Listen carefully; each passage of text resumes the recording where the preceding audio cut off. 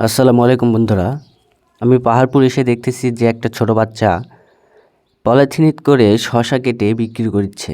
তো আমি তাকে আমার কাছে ডাক দিয়ে জিজ্ঞাসা করলাম যে কত করে কি বিক্রি করতেছো।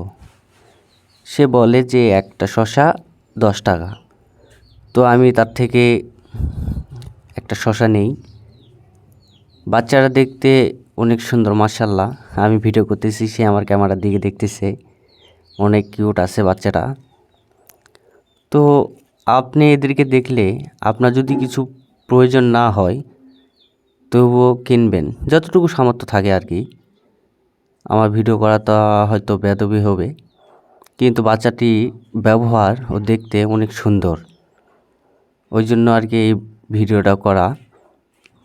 তো আমি তার থেকে একটা শশা কিনে নেই।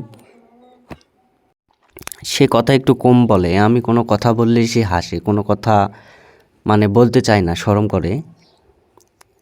সেই জন্য আমি ওর সঙ্গে তো শশা আমার কাছে দিয়ে আমি তাকে একটা 500 টাকার নোট দেই। তার কাছে খুচরা ছিল না, সে আমার সামনে তার সব কিছু রেখে সে চলে যায় ওই সাইডে ওর যেন কেউ একটা আছে, মেবি ওর আম্মু হতে পারে। সে টাকা খুচরা করতে চলে গেছে। আপনাদের দেখাতেছি, দেখুন ওই যে ওই গাছের নিচে চলে গেছে। ওই যে দেখুন ছোট বাচ্চাটি লাল জামা পরে বসে আছে, মেবি ওটা ওর আম্মু হতে পারে। তো যাই হোক, শশা কিনলাম। শশা কিনে ভালোই লাগতেছে আর কি, যে ওদের কাছ থেকে কিনতে পারছি এটা অনেক।